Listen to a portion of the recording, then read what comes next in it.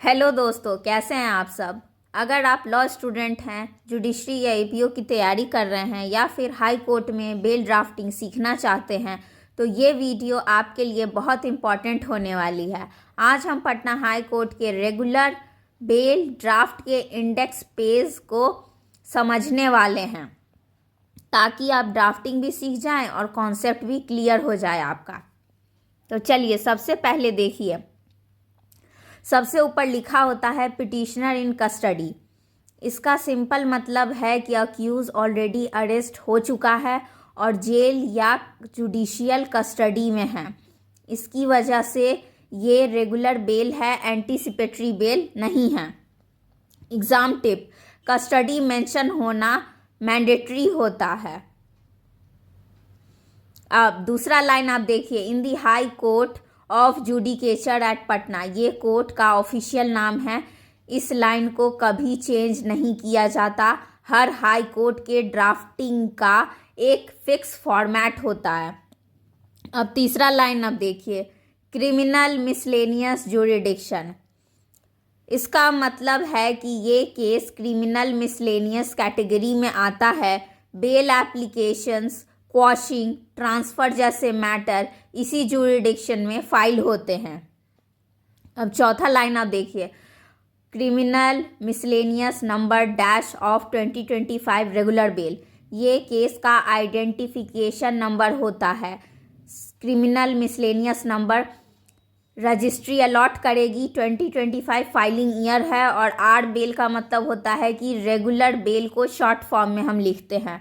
Registry के लिए ये लाइन बहुत ही इम्पॉर्टेंट होती है।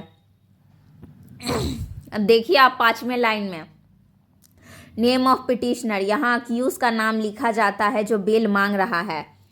फिर है वर्सेस। वर्सेस का मतलब होता है कि दोनों पार्टीज के बीच का लीगल सेपरेटर।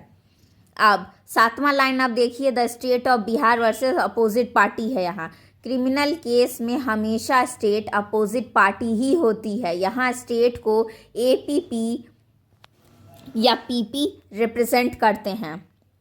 अब आठवां लाइन आप देखिए, जो कि है सब्जेक्ट रेगुलर बेल। इसको सब्जेक्ट लाइन कहते हैं। जज एक ही नज़र में समझ जाते हैं कि एप्लीकेशन किस चीज़ के लिए है। सब्जेक्ट क्लियर नहीं हुआ तो रजिस्ट्री ऑब्जेक्शन या डिफेक्ट लगा देती है। अब इंडेक्स पार्ट को आप देखिए। इंडेक्स का पर्पस, इंडेक्स का काम होता है जज को बताना कौन सा डॉक्यूमेंट किस पेज नंबर पर अवेलेबल है। इससे कोर्ट का टाइम बचता है। अब सीरियल नंबर डॉक्यूमेंट्स को ऑर्डर में दिखाने के लिए लिखा जाता है। पर्टिकुलर्स, इस कॉलम में लिखते हैं कौन सा डॉक्यूमेंट है और किस पर्पस से अटैच किया गया है। उसके बाद हम पेज नंबर लिखते हैं कि जो भी आपने ड्राफ्टिंग किया है पिटीशन में वो किस पेज से किस पेज के बीच आपका ड्राफ्टिंग है। फिर एनेक्जर्स कहाँ से कहाँ तक लगा हुआ है। वो पेज नंबरिंग जब किया जाता है तो उस अकॉर्डिंग इस कॉलम को भरा जाता है। अब समझिए, item number 1, an application under section 483 and 484 of the भारतीय नागरिक सुरक्षा संहिता BNSS with affidavit and certificate. ये मेन रेगुलर बेल एप्लीकेशन होती है। एफिडेविट का मतलब पिटिशनर ने खुद फैक्ट्स को स्वेर किया है ओथ पर।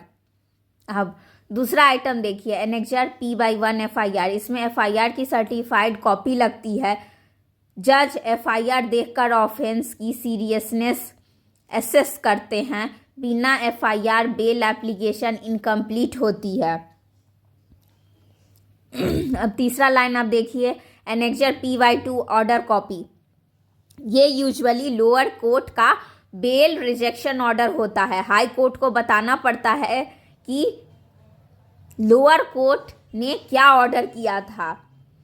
अब चौथा है आपका इम्प्यूज ऑर्डर। जिस ऑर्डर के अगेंस्ट हाई कोर्ट आए हैं उसी को इम्प्यूज ऑर्डर कहते हैं।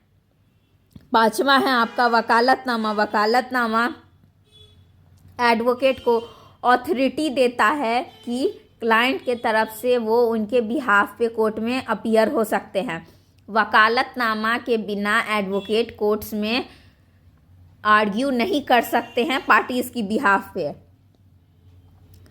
तो मुझे उम्मीद है कि आपको ये इंडेक्स पेज जो कि रेगुलर बेल पिटीशन में सबसे पहले लगाया जाता है वो आपको समझ में आ गया होगा, और रेगुलर बेल ड्राफ्टिंग का 30% काम आपने ऐसे ही सीख लिया है, क्योंकि ये भी जो है सो बनाना अपने आप में बहुत बड़ी टास्क होती है, और वो भी समझना। अगर आपने इसमें भी गलत मेंशन कर दिया तो आपका रजिस्ट्री में जाके डिफेक्ट लग जाएगा, फिर आपको डिफेक्ट सेक्शन में जाके इसको सुधार करना पड़ेगा, और कई बार तो डिफेक्ट्स इतने बड़े होते हैं कि आपको फिर से फ्रेश फाइल करना पड़ता है। तो अगर आपको मेरी ये वीडियोस पसंद आ रही हैं तो आप मेरे चैनल को सब्सक्राइब करें, इस वीडियो को लाइक करें और अपने फ्रेंड्स के साथ शेयर करें। और अगर आपको ऐसी ही और वीडियोस देखनी है तो आप कमेंट सेक्शन में कमेंट कर सकते हैं। Thank you for watching.